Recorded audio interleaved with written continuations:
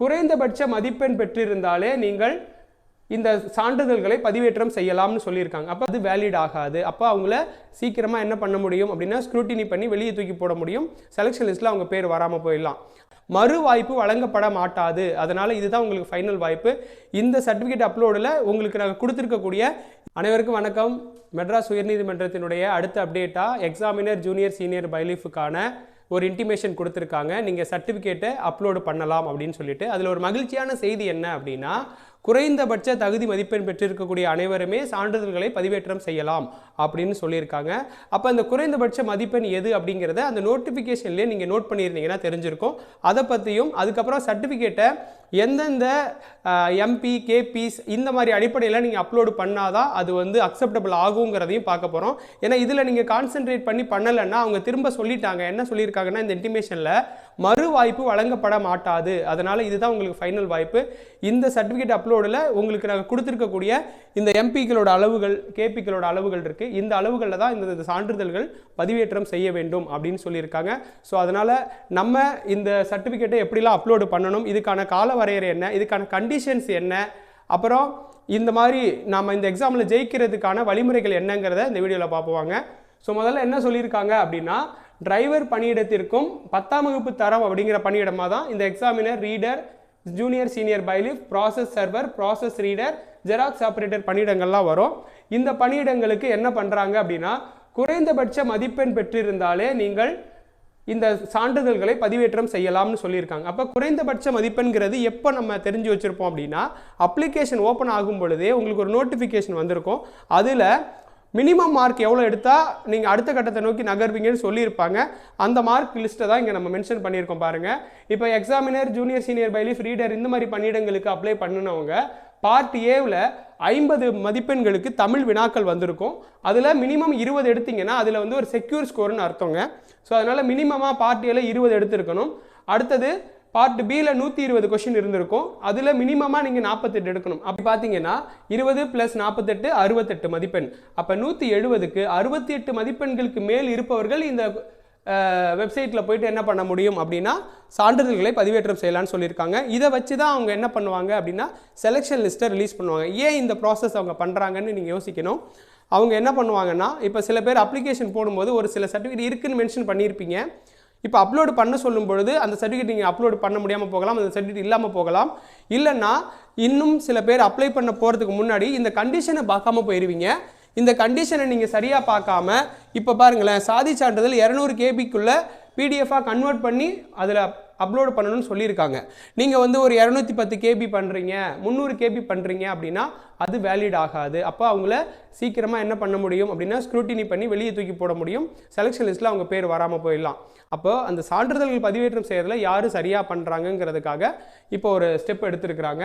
So அதனால் இதுதான் வந்து அந்த 10th லெவலுக்கு உள்ளவங்க இந்த மதிப்பெண்களுக்கு மேல் இருந்தால் அவர்கள் இதுக்கு சான்றிதழ்கள் பதிவேற்றம் செய்யலாம். இதுக்கான வகுப்புகள் நம்ம ஆன்லைனில் தொடர்ந்து கொடுத்துக்கிட்டு இருக்கோம். உங்களுக்கு வகுப்புகள் வேணும்னா கீழே ஒரு தொடர்பு எண் போகும், அதில் தொடர்பு கொண்டு கேட்டுக்குங்க. ஸோ அடுத்ததாக டிரைவர் பணியிடத்திற்கு அப்படின்னு பார்த்தீங்கன்னா அதில் 50 மதிப்பெண்கள் தமிழில் நடக்கும். அதில் 20 வந்து நீங்கள் எடுத்திருக்கணும். பார்ட் பியில் 50 மதிப்பெண்கள் பொது அறிவில் இருந்திருக்கும். அதில் ஒரு 20 மதிப்பெண்கள் எடுத்திருக்கணும். அப்போ ரெண்டுலேயும் சேர்த்து ஒரு 40க்கு மேற்பட்ட மதிப்பெண் எடுத்திருந்தால் அந்த பணியை சேர்ந்தவர்களும் சான்றிதழ்களை பதிவேற்றம் செய்யலாம் அப்படின்னு சொல்லியிருக்காங்க. ஸோ அடுத்ததாக இதே ப்ராசஸ் தான் ஓஏ மசால்ஜிக்கு வரப்போகுதுங்க. அதனால் அந்த பணியிடங்களுக்கு அப்ளை பண்ணவங்க வெயிட் பண்ணுங்கள். உங்களுக்கும் இது மாதிரி ஒரு இன்டிமேஷன் லெட்டர் வந்து அனுப்பி நீங்கள் எப்படி சர்டிஃபிகேட் அப்லோட் பண்ணணும், எவ்வளோ மார்க் எடுத்திருந்தவங்களுக்கு இந்த வாய்ப்பு வழங்குறோன்றதையும் அவங்க இன்டிமேட் பண்ணுவாங்க. ஸோ அதனால் அந்த பணியிடத்திற்கு விண்ணப்பித்தவர்கள் பயப்பட தேவையில்லை. எங்களுக்கு எப்போ சார் வரணும்னு கேட்க தேவையில்லை. அடுத்த ஒரு 1 or 2 வீக்ஸ்க்குள்ளே அடுத்தடுத்த லிஸ்ட்டை அவங்க ரிலீஸ் பண்ணுவாங்க.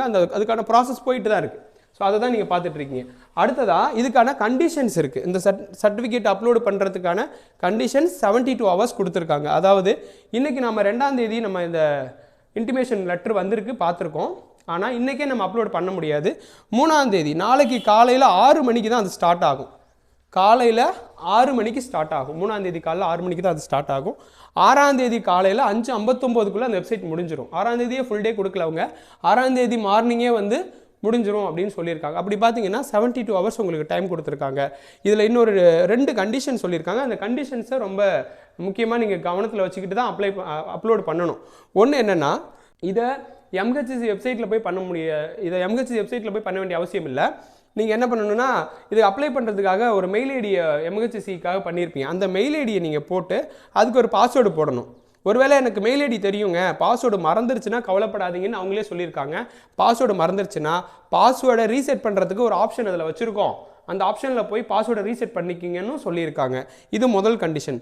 ரெண்டாவது கண்டிஷன் என்னென்னா, இந்த எல்லா டாக்குமெண்ட்டையும் நீங்கள் ஸ்கேன் பண்ணி அப்லோடு பண்ணுறதுக்கு ட்ரை பண்ணும் பொழுது, இப்போது கம்யூனிட்டி சர்டிஃபிகேட் இருக்குன்னா இது ஏதோ ஒரு கலரில் கொடுத்துருக்கலாம். ஒரு சில இடத்துல க்ரீன் கலரில் கொடுத்துருப்பாங்க. அது டிசிலாம் பார்த்தீங்கன்னா மேக்ஸிமம் க்ரீன் கலரில் வரும். இப்போ நீங்கள் கலர் ஜெராக்ஸாகவே போட்டு அப்லோடு பண்ண வாய்ப்பு இருக்குல்ல, அந்த மாதிரி பண்ணக்கூடாது அப்படின்னு சொல்லியிருக்காங்க. அதுதான் முக்கியமான கண்டிஷன். எந்த சான்றிதழ்களும் கலர் பிரிண்டிங்கில் கலர் ஸ்கேனிங்கில் வரக்கூடாதுங்க. அப்லோடு பண்ணும்போது எல்லாமே பிளாக் அண்ட் ஒயிட்டில் எங்களுக்கு கிளியராக விசிபிளாக தெரியணும்னு சொல்லியிருக்காங்க கண்டிஷன். இந்த கண்டிஷனை நீங்கள் ஃபுல்லாக பண்ணணும், பார்த்துக்குங்க. பிளாக் அண்ட் ஒயிட்டில் தாங்க எல்லா சர்டிஃபிகேட்டையும் நீங்கள் அப்லோடு பண்ணணும். ஓகேவா? அதனால் சான்றிதழ் பதிவேற்றம் செய்வதற்கு உங்களுக்கு ஒதுக்கப்பட்ட நேரம் 72 மணி நேரம். அந்த 72 மணி நேரத்தில் நீங்கள் அனைவரும் என்னென்ன சான்றிதழ்களை அப்லோடு செய்வதற்கு என்னென்ன வழிமுறைகளை ஃபாலோ பண்ணணுன்றதை சொல்லியிருக்காங்க. ஜாதி சான்றிதழ் 200 KBக்குள்ளே பிடிஎஃபாக தான், எல்லாமே பிடிஎஃப் தாங்க, எல்லாமே பிடிஎஃபாக கன்வெர்ட் பண்ணி தான் நீங்கள் பண்ணணும். ஜாதி சான்றிதழ் 200 KBக்குள்ளே. கல்வி சான்றிதழ்னு சொல்கிறாங்க. அதில் SSLCயோட மார்க் ஷீட்டு, HSCயோட மார்க் ஷீட்டு, டிப்ளமோ டிகிரியோட மார்க் ஷீட்டு, அதுக்கப்புறம் நீங்கள் ஃபைனலாக படித்த டிசி வச்சுருந்தீங்கன்னா அது, இது எல்லாத்தையுமே ஒன்றும் பார்த்தீங்கன்னா 1 MBக்குள்ளே இதை பிடிஎஃபாக கன்வெர்ட் பண்ணி நீங்கள் அனுப்பணும் அப்படின்னு சொல்லியிருக்காங்க. அதுக்கப்புறம் மாற்றுத்திறனாளிகள் சான்றிதழ் வச்சுருக்கீங்கன்னா அவங்க 200 KBக்குள்ளே பிடிஎஃபாக கன்வெர்ட் பண்ணி அனுப்பணும். அடுத்தது PSTM இருக்குன்னா 1 MPக்குள்ளே பிடிஎஃபாக கன்வெர்ட் பண்ணியிருக்கணும். ப்ரியாரிட்டி அப்படின்றது ஒரு 12 டைப் ஆஃப் ப்ரியாரிட்டி கொடுத்துருப்பாங்க. அந்த ப்ரியாரிட்டிக்கு ஒரு சர்டிஃபிகேட்டும் 1 MPக்குள்ளே தான் இருக்கணும் அப்படிங்கிறது கால்குலேஷன். அடுத்தது ஆதரவற்ற விதவை, அவங்களுக்கு 200 KB பிடிஎஃபாக கன்வெர்ட் பண்ணி அனுப்பணும். முன்னாள் இராணுவ வீரர்களுக்கான சான்றிதழ் வச்சுருந்தீங்கன்னா 200 KBக்குள்ளே பிடிஎஃபாக கன்வெர்ட் பண்ணணும். பணி அனுபவ சான்றிதழ், எக்ஸ்பீரியன்ஸ் சர்டிஃபிகேட், இப்போ டிரைவர் போஸ்டிங்க்கும் எக்ஸ்பீரியன்ஸு டிரைவிங் ரிலேட்டடாக கேட்குறாங்க. இதில் பார்த்தீங்கன்னா ஜெராக்ஸ் ஆப்ரேட்டருக்கு மட்டும் எக்ஸ்பீரியன்ஸ் சர்டிஃபிகேட் கேட்குறாங்க. மீதி எந்த போஸ்டிங்கும் எக்ஸ்பீரியன்ஸ் சர்டிஃபிகேட் இங்கே தேவையில்லை. 10th லெவலை பொறுத்த வரைக்கும் எக்ஸ்பீரியன்ஸ் சர்டிஃபிகேட் ஜெராக்ஸ் ஆப்ரேட்டர் தவிர வேறு பணிகளுக்கு தேவைப்படாது. அதை கொடுத்துருக்காங்க அவங்களே. ஸோ அதனால் அது வந்து ஒரு 200 KBக்குள்ளே நீங்கள் கன்வெர்ட் பண்ணி அனுப்பணும். அதுக்கப்புறம் பார்த்தீங்கன்னா பிற சான்றிதழ்கள்னு பார்த்தீங்கன்னா NCC, பாண்டட் லேபர்னு சொல்லுவாங்க, கொத்தடிமையிலேருந்து மீண்டவர்கள், டெம்பரவரி கவர்மெண்ட் எம்ப்ளாயியாக இருந்து அதில் வேலை பார்த்துட்டு இருக்கிறவங்களுக்கு வாய்ப்பு கொடுக்குறாங்க. ஸோ இந்த சர்டிஃபிகேட்ஸ் எல்லாம் 1 MBக்குள்ளே பிடிஎஃபாக கன்வெர்ட் பண்ணி அனுப்பணும். ஸோ இது எல்லாத்தையும் சொல்லிவிட்டு இது வந்து ஃபைனல் வாய்ப்புன்றதையும் கொடுத்துருக்காங்க, மென்ஷன் பண்ணியிருக்காங்க அந்த இன்டிமேஷனில்.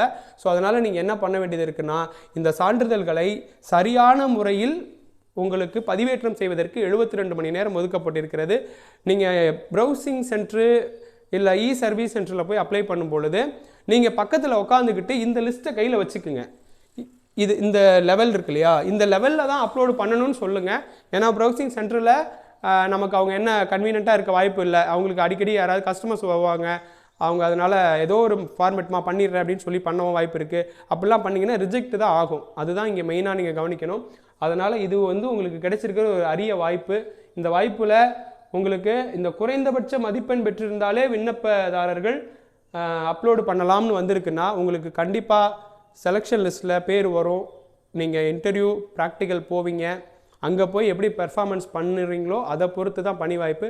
அதுக்கு முன்னாடி இந்த வாய்ப்பை நீங்கள் தவற விட்டுட்டிங்கன்னா டெஃபினட்டாக இந்த பணி வாய்ப்பு கிடைக்காது. இந்த மாதிரி வேறு ஒரு போட்டித் தேர்வு ஆணையம் வாய்ப்பு கொடுக்க மாட்டாங்க. இப்போ காம்படிஷன் எக்ஸாம்ஸை நிறைய போட்டித் தேர்வு ஆணையம் கண்டக்ட் பண்ணுறாங்க. இப்போ டிஎன்பிசியே பார்த்தீங்கன்னா ஹையஸ்ட் மார்க் எடுத்தவங்களுக்கு தான் கவுன்சிலிங் சர்டிஃபிகேட் அப்லோடிங்னு கேட்குறாங்க. ஆனால் இங்கே மினிமம் மார்க் எடுத்தாலே போதும், நீங்கள் அப்லோடு பண்ணுங்கன்னு சொல்கிறது ஒரு மிகப்பெரிய வாய்ப்பு. இந்த வாய்ப்பை நழுவ விட்டுறாதீங்க. உங்களில் பல பேருக்கு பணி கிடைக்கணும்னு வேண்டிக்கிறோம். அடுத்து இது மாதிரி ஒரு பயனுள்ள வீடியோவில் சந்திப்போம். நன்றி.